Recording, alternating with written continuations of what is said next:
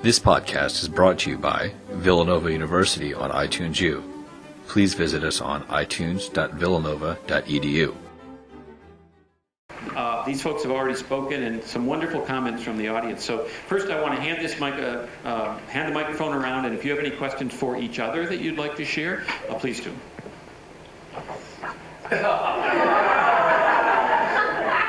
Monkey's on your back. I guess from my perspective, sorry. I know, Bill, I know you made some comments earlier about really getting engaged from the local, from how it really bubbles up. Can you give some examples of maybe how that could really engage congressional folks or even more governors and state legislatures? What happened?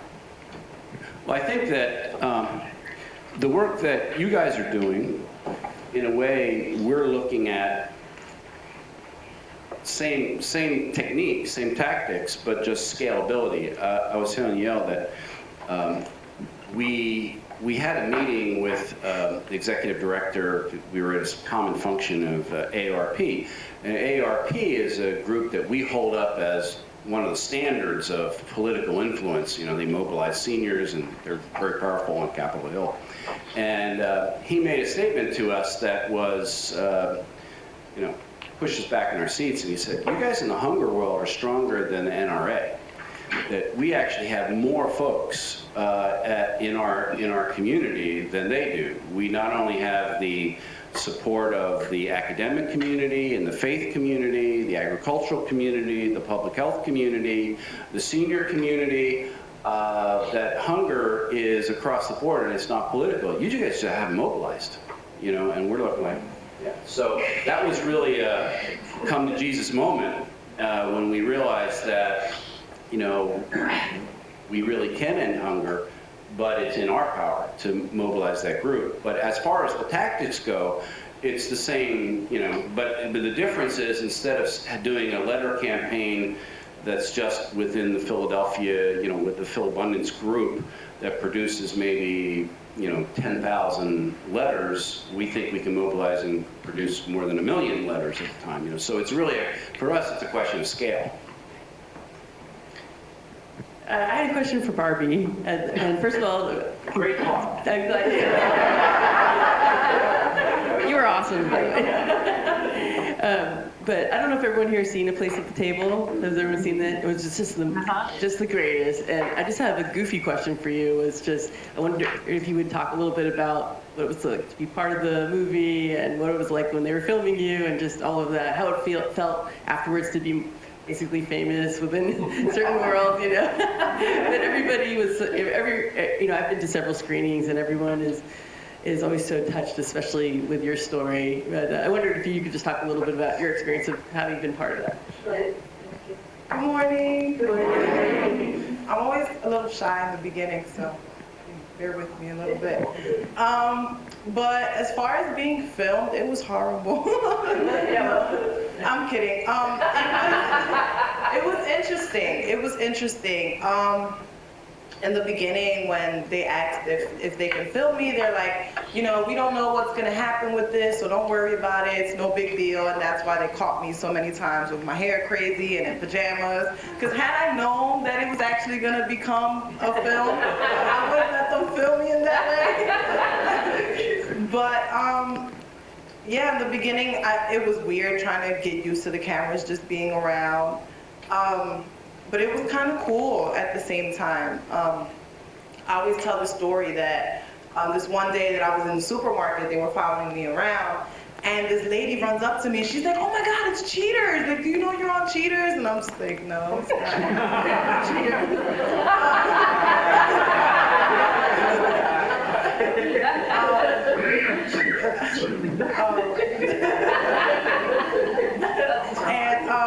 In New York once, they filmed me. I was walking the streets of New York, and I had a crossing guard ask me if I was in America's Next Top Model, so that felt great. But aside from all of the funny stuff, it was hard.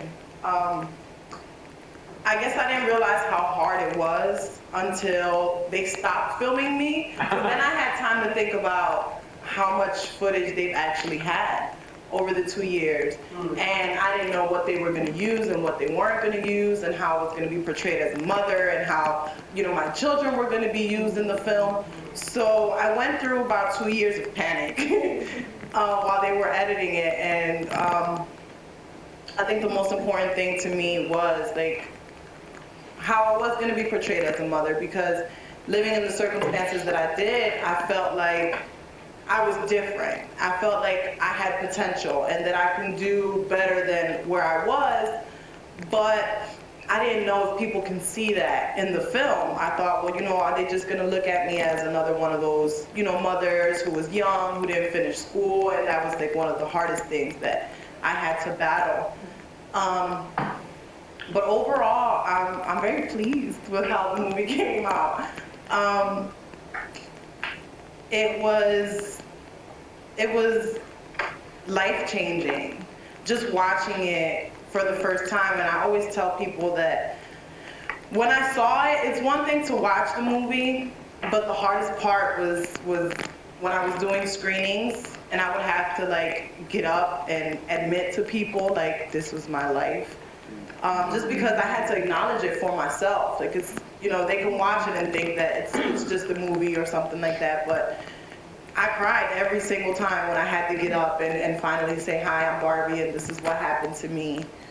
And still to this day, every time I watch it, I still cry. And things are a little different now. There a lot of great changes have been made to my life personally, but I don't think enough has been done on the forefront to end hunger. So I continue to speak and tell people about my experiences because I want to change that. And I want people to not look at me as Barbie from A Place at the Table or Barbie from the movie. I'd rather them look at me as Barbie, the hunger advocate. And I think that that would be something that can stick more with someone.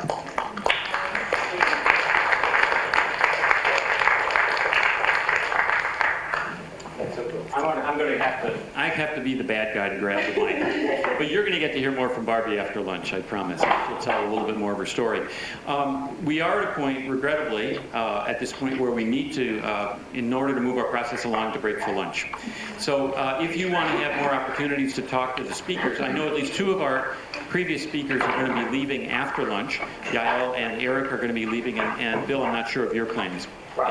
Okay, so if you have questions or follow on things that you'd like to discuss with the speakers, a reminder, the second part of our work after lunch will be Barbie's talk, some more processing in groups, and then we're going to be shifting into the offering of letters. So just be aware of that. I want to give thanks to all of the speakers who have already spoken and given of themselves for this meeting.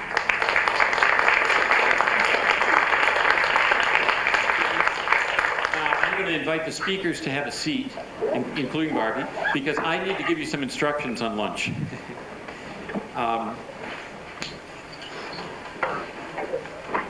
We will have about 45 minutes for lunch.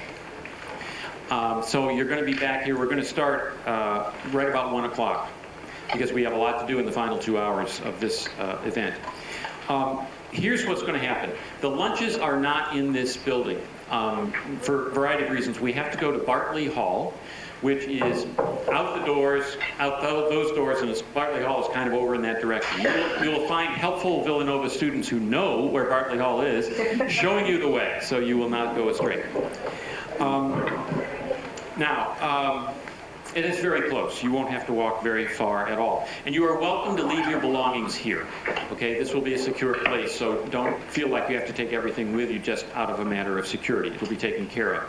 Now, when you get over to Bartley Hall, you will find that there are bag lunches available for you. Most of you signed up in time to reserve a bag lunch. A few of you actually got extra. You didn't sign up in time, but you were given a voucher. I want to clarify one thing. Several of you got kind of white vouchers with a $10 amount on it.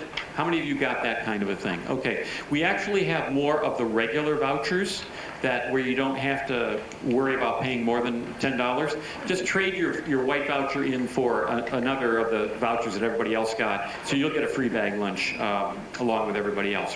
Now we have 3 types of lunches that you're going to have an opportunity to partake of. And I'm going to tell you the cuisine. It's not from Bill Clark's old firm, but you know, that's the best we can do here at Villanova, and it's going to be wonderful. We do have a mozzarella with roasted peppers and arugula on ciabatta. That is for those of you who are vegetarian. We have a Cajun eye round of beef with yellow cheddar on baguette. And we have turkey. What? No, we have turkey. I wasn't done. And we have turkey. And we have turkey, I paused for effect, with Cooper's sharp cheese on multigrain bread. Now, what I would encourage you to do is to respect the fact that there are some among us who are actually vegetarian and would like to get first access to the vegetarian things. Maybe you'd love to have the mozzarella, but you're an omnivore like me. If you could hold back and let the vegetarians get access to the 1/3 of those meals that are actually vegetarian, and then take of the vegetarians that might remain after all, our veggie friends have had that opportunity to take. There are 3 of you who want vegan meals, and those are also available over there. Just make sure you get one of those meals. So I think is there anyone who did not get a lunch voucher?